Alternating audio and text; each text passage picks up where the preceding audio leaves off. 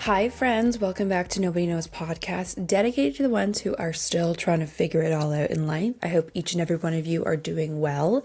If this is your first time listening, then hello, I'm Juliana and I'm a 29-year-old who has consistently felt lost in life and like I've always been behind as I navigated my 20s.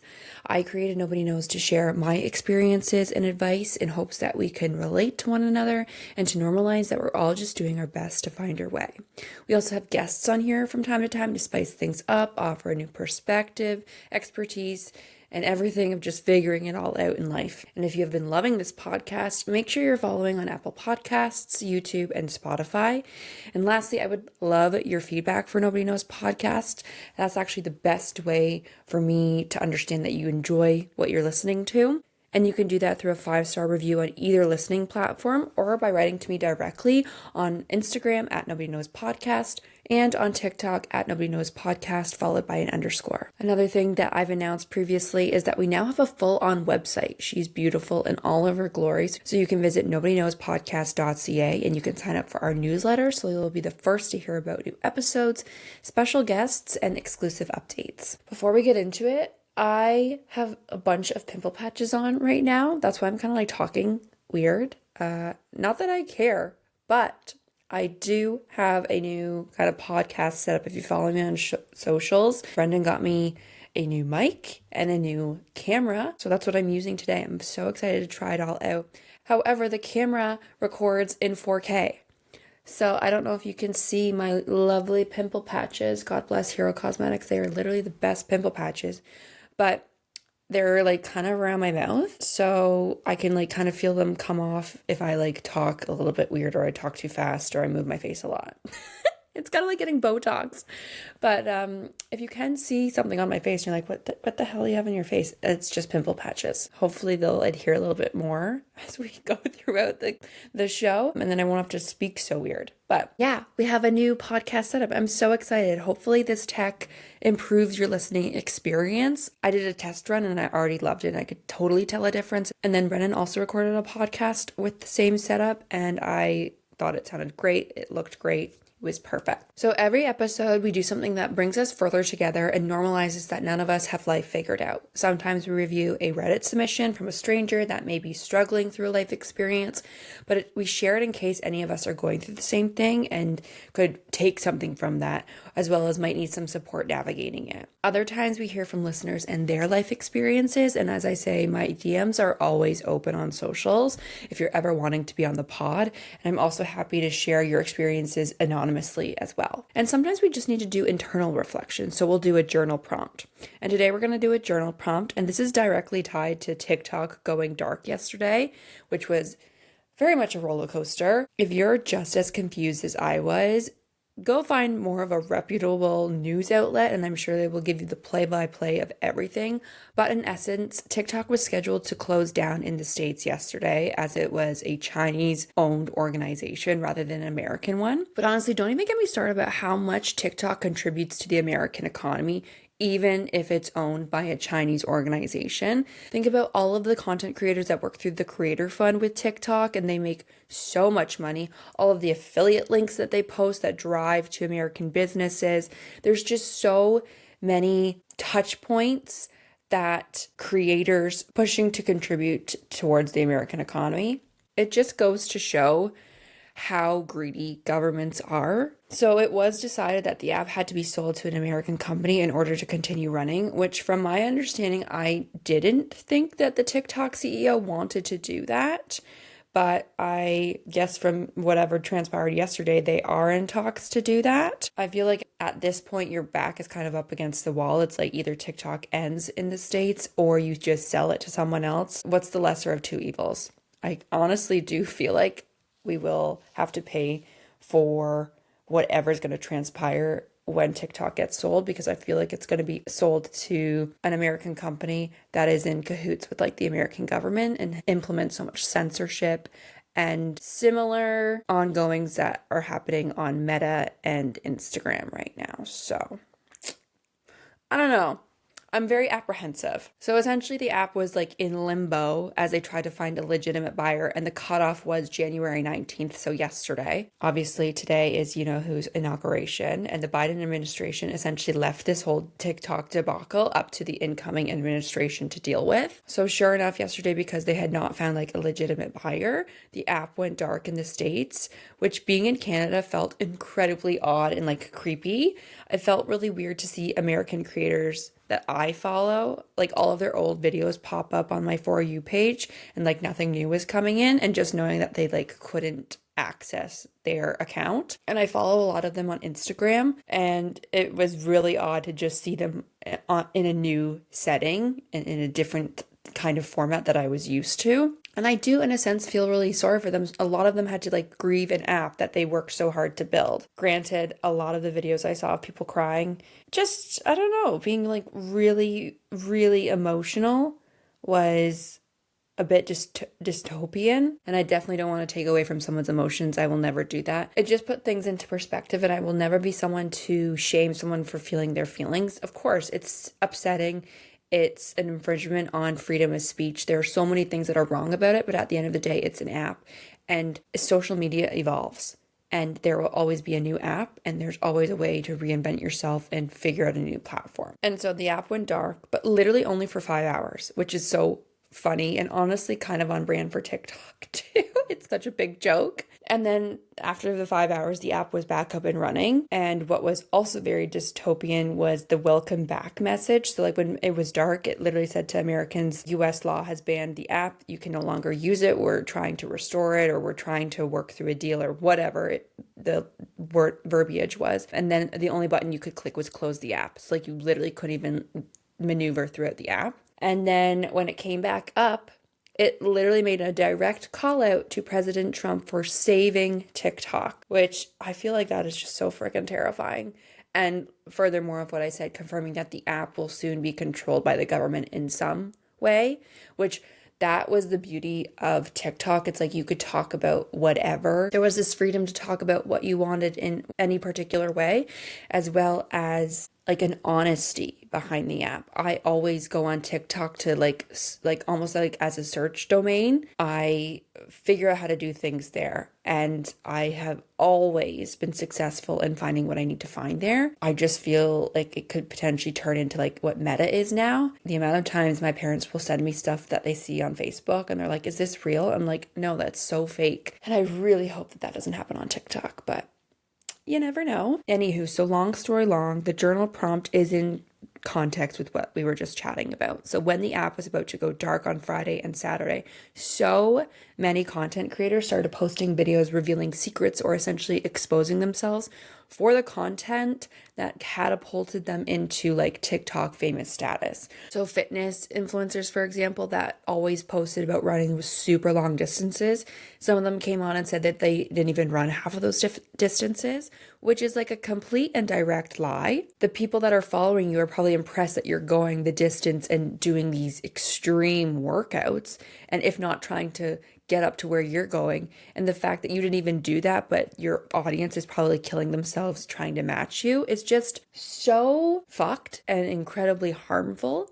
And then there's like a slew. So it doesn't matter what industry you're in. Like there were makeup influencers saying like, I didn't wear all that makeup, or like lying about products that they used or whatever, but they were like completely exposing themselves because they thought TikTok was going away. Some of them were funny. Some people posted it just to like be on top of the trend, and they didn't actually lie. It was more so of like a story they had already told on TikTok, and they were elaborating on it or sharing more details about it. Like that's a funny way to do the trend. But if you're exposing yourself for flat out lying, for not doing something that you promoted and you got a really big response from it, like that's so bizarre and freaky. I will say till I'm blue in the face that with any following or platform comes great responsibility to your audience and your community. And this continues to hold more true the larger you grow. So to see content creators like break trust and revealing that they are in some way kind of a fraud was astounding to me. Which, side note, I to have my moments when I feel the pressures of getting caught up in an aesthetic or making viewable content. but I will always keep it real, authentic, and transparent with you. It's especially in those moments where I feel like I'm trying to do more than what feels true to me that I'm like, oh, maybe we shouldn't be doing this because that's not the real me and what I want to put out there. We are all just doing our best to find our way, and we're not going to grow or find our path any faster when we're being fed lies or disingenuous content. So anyways, with those recent events, today's journal prompt is something for you to use to consider if the creators that you're following are actually in alignment with your values and what you need. You can even use this for us too, so like you and me. I mean, I hope that you would want to stay here and that we do align well, but if we don't align, then I want you to find what does. So I want you to ask yourself, what do I love about this content creator I follow? So literally go through your whole list if you have time, or like just more of the controversial ones or ones that you're kind of like thinking about. Ask yourself, what do I love about this content creator I follow? How do they make me feel about myself, my life, when I view their content? Okie dokie. So let's get into today's episode. Today is going to be a little bit more short and sweet, I think. Who knows? Let's be realistic. I have an outline, but I feel like it's shorter than what I normally write for episodes, so we'll see. But this is something I wish I had heard months and months ago when I was at my last job. All of these warning signs, all of the things I'm going to talk about, all the advice that I'm sharing with you today come from my direct experience. And I wish, like I said, I had this episode when I was first considering quitting my job, because it would validate everything I was considering and feeling at the time. Today, we're going to talk about understanding when it's the right time to leave your job. There's kind of like a plot twist in this. I will just say flat out, I feel like if you're already thinking about it, that could be enough of a reason to quit your job and go elsewhere. But there are some like nuances or things to consider if you are actually going to quit your job. And this is not an exhaustive list. Like I said, if you're even thinking about it, if there's something that's nagging at you and just it's not sitting right with you, that's good enough of a reason. But I've listed a few, so maybe you can identify with them, and so it will validate your feelings a little bit more. First one is dreading work and no longer having a passion for work. This one's kind of hit or miss. Like, you're not going to have a passion for work 24/7, 365. And I certainly hope you wouldn't. If you did, that is like an incredible superpower of yours and definitely a skill set that you should be putting on your resume. But people are not going to love their job every single day, and that's okay. I feel like understanding when you've lost your passion is like a good thing to know, because it fluctuates so easily at work. For me, I think it was like by the third month of me logging on to work and like absolutely dreading it and like constantly messaging my friends and be like, I need strength to go to work, or like hop onto work, or talking to Brendan, like all of those things was just repetitively every month for like over 3 months. That's probably a good sign that I don't have passion anymore. Next one is not finding what you need from the job. So like recognition, maybe it's flexible hours that you're wanting. What about a promotion? How long have you been there and you've still not gotten an increase in your salary or like a job title? Even like if you're wanting a work-life balance and your employer is just grinding you and you don't feel like you have any time for yourself or your friends or family. You are at your job a lot of your life, so you need to ensure that you're finding something that you need out of that job. And if you come up short and you literally have nothing to look forward to, or something that's keeping you there, keeping you motivated, that's a good reason to get out. This one, again, kind of ties into finding what you need from the job, but like you have nothing to look forward to, like I just said. I think back to my last job, I really loved the people I worked with. Granted, we were all remote, but we saw each other a lot online. We talked to each other. We didn't always talk about work, even though it's really hard not to talk about work when you're in a remote environment because it's just you and the computer screen essentially. But we had Slack channels that were dedicated to like TV shows we watched, or we all talked about our dogs or our pets, right? Like there were those moments that like I really got to connect with my coworkers, and I genuinely liked them as people. Like I could see us being good friends outside of work. So that was one of the things that kept me staying, is that we worked really well as a team, and I genuinely enjoyed these people. It doesn't necessarily have to be people. It could be, again, like a promotion you're looking forward to. If you've been promised a promotion at said date and you don't receive that promotion, First off, if there's no communication about that, that can be incredibly gut-wrenching and also disorienting. A few other examples of things to look forward to. Maybe you really like the learning opportunities at your job, or you like the additional perks that you have, or the benefits. There are literally so many things that you can look forward to. You maybe make a list of things that you enjoy about your job, and if you're slowly finding that those are decreasing or going away, that's another good reason to quit your job. Another sign it's time to leave your job is if you're constantly complaining about work. This was me. I was probably so annoying back last year when I was considering leaving. I almost found like something every day that I normally wouldn't to complain about. And I wish I could have tapped myself on the shoulder and been like, hello, why are you being such a negative Nancy? If you don't like where you are, just leave. But I think it's so important to still try to be optimistic or find the silver lining even when you're in the tough times at work, because what you put into the universe matters. And I feel like all of that energy you put out into the universe is going to find its way back to you. And with me complaining every single day, that did happen. I put all this negative, crappy energy out into the world, complaining about everything, having a bad mood. And then I would have that energy return to me through my job and all the bad things that came my way. The next sign that it's time to leave your job is your bodily response. And I feel like a lot of people don't pay enough attention to this because we, in a way, are like complete robots, and we just sort of wake up, go to work, come home, and don't put our personal needs first. But the amount of times I was incredibly anxious waking up for work, I was so stressed, I was crying, I was not sleeping, I overate, or I would eat foods that were not good for my health, and in turn just made me want to eat more because I wasn't getting the nutritional value that my body needed. I wasn't like eating a lot of protein, I wasn't eating a lot of fiber, not having a good diet. All of those things were tied to me absolutely hating my job. I did not sort of take a pause and be like, oh my God, like when was the last time I had a really good, genuine sleep? Another good indicator that it is time for you to potentially quit is high turnover. And this happened a lot in my last job. There would be like big chunks, so many people quitting, and like people that had been there for a while, like high leadership positions, people that had a lot of employees underneath them that reported directly into them. So it was a big impact on us all. There were several points. I think there were like 3 big phases of me being there for 3 years when there was incredibly high turnover. And I kind of just put my head in the sand. Of course, I thought about it. Like I considered, oh, all these people are leaving. They've been here for however long and they're leaving. I wonder why. And I just never really gave it much thought, even though in my gut I was like, that's a good sign that perhaps you should get out too, Jay. And then last but not least, I've already mentioned this, but the fact that you're even considering it, you should explore that feeling or those thoughts a bit further. There are always going to be more options out there. So the fact that you're feeling this way is something worth exploring. If you know that you want to quit or you're thinking about it, there are some things that you should probably want to do before you just like up and quit and act upon the first impulse of it. And your brain might initially suggest trying alternatives at your current position to alleviate some of the issues that you're experiencing.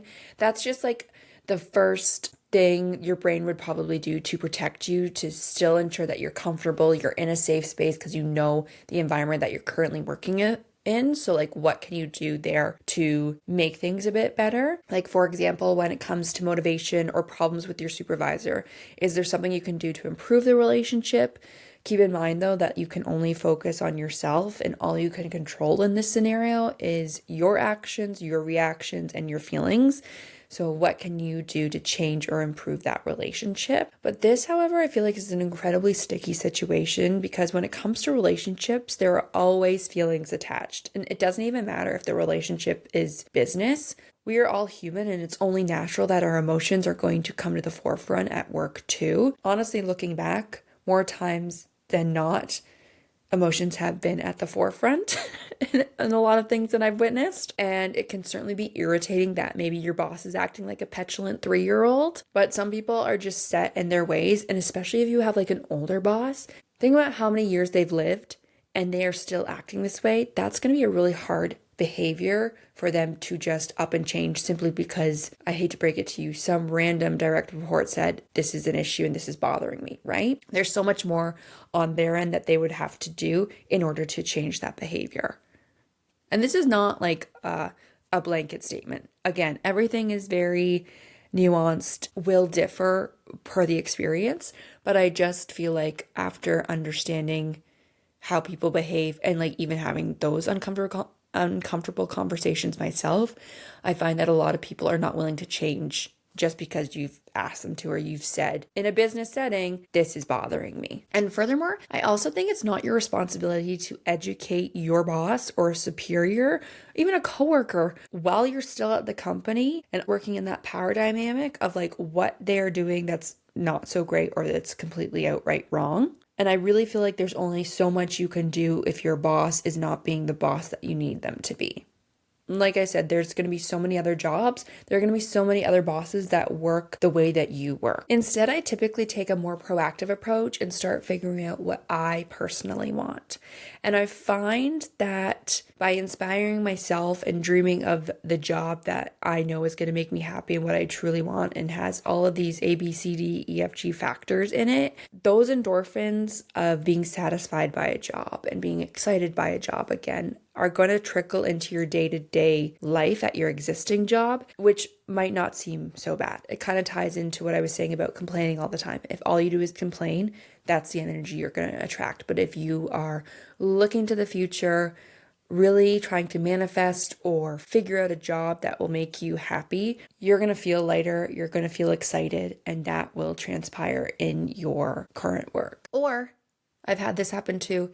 It can be a big bright spotlight on just how shitty your current position is, which is more validation to determine what you really want and to quit. I've definitely been in both situations where I've really wanted a job. It has further shown a bright light into my existing job, and I've really had a hard time just sticking it out at the existing job. And I've also been in the situation where I've still been at a shitty job, but the idea of finding something new and something I really want and aligns with me excites me. And I've done even better at my current job. And it's actually tied things up nicely for me there. But I think this part of the episode is very fitting as now I'm starting to look for a new job. I was, like I said, laid off in October of last year, and I gave myself to the end of 2024 to just chill and do whatever. And now that it is January of 2025, a new year, I'm starting to look for jobs and figure out what the heck I want. But that's the thing, is I mass applied to a bunch of jobs at the beginning of January. And then I've sort of realized that I'm applying for jobs that I've previously had, but those jobs made me stressed and anxious and ended up not being what I wanted. So why would I just go and apply to essentially the same experience that I once had that I didn't like? Rather than just mass apply, now I'm going to pivot a bit and actually figure out what I want, like sit down, write out the values, the aspects of a job that I want, and then go about applying for jobs more strategically. I said when I got laid off, I wanted to be proactive, not reactive.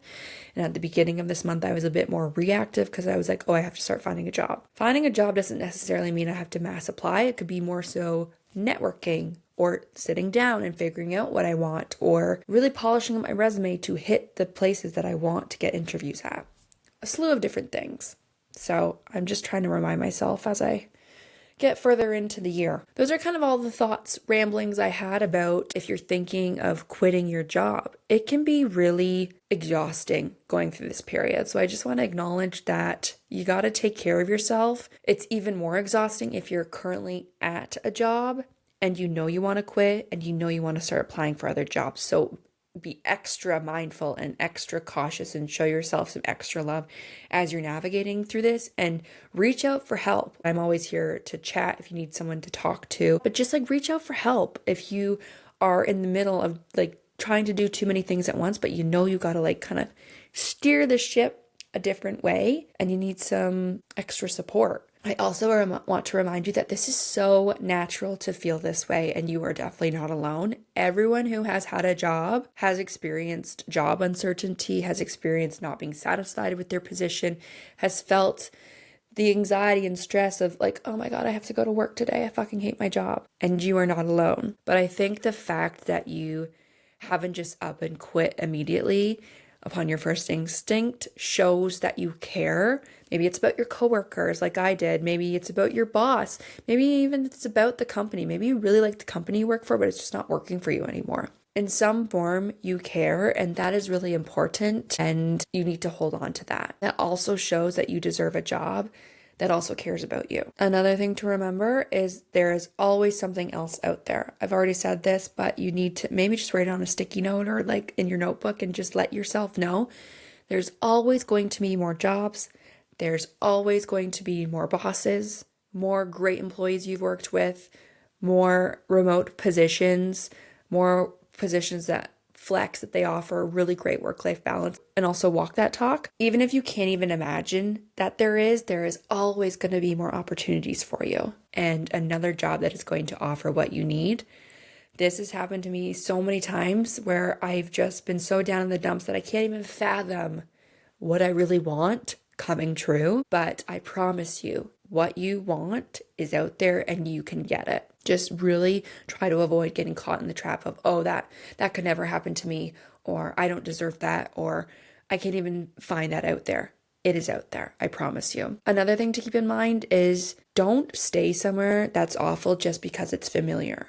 I think especially as we get older, so like I said, I'm going to be 30 soon. As we get into like our 30s or 40s, we can fall into the trap of like, oh, we're getting older. We need to maintain just like that static, dependable job, even if it's awful and even if it's familiar. Don't do that. If you're unhappy, figure out what you want and explore those other opportunities. You owe it to yourself to see what else is out there if you're unhappy. And I don't think that there's anything worse than staying static and staying where you are just because it's comfortable and it's easy. And I will say caveat, if you do want to stay somewhere that's comfortable and easy, that is great.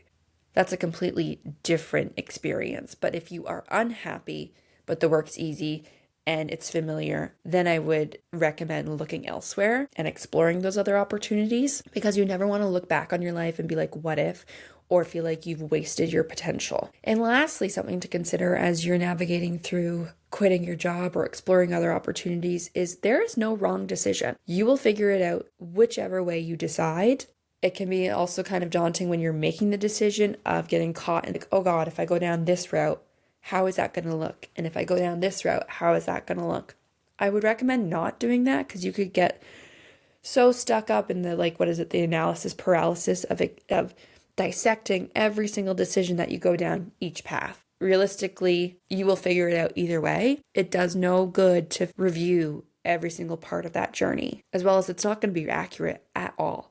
So just figure out the starting point of each decision, or maybe you have more than two decisions. Whatever it is, there is no wrong answer. You just need to be in tune with like your gut and what you feel is right, and everything else will unfold as it's going to unfold. Telling yourself that there is no wrong decision helps too. Let's say you do make a decision and you're like 4 months into it or however long, and you're like, oh God, I don't really like this. You can find peace in the fact that you made this decision all on your own.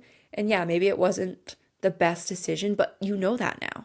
And you didn't know that when you made that decision. And that experience that you've built along the way in those last 4 months or however long is going to help you to maybe make a more educated or more correct, again, I don't want to say it's correct, but more fruitful decision down the road. So there can never be a bad decision. That is pretty much all I wrote. Maybe you have a success story of quitting and it's like the best decision you've ever made and you want to share that. I would love to hear. And as always, would love your feedback on this episode. And if you have enjoyed it, please share it with someone who might be considering quitting their job. Because let's be real, if you have a group chat with your besties, I'm sure one, if not all of you, have questioned your job. So please send this episode there for later, or we need this right now. We need to pin this for when we are having job uncertainty.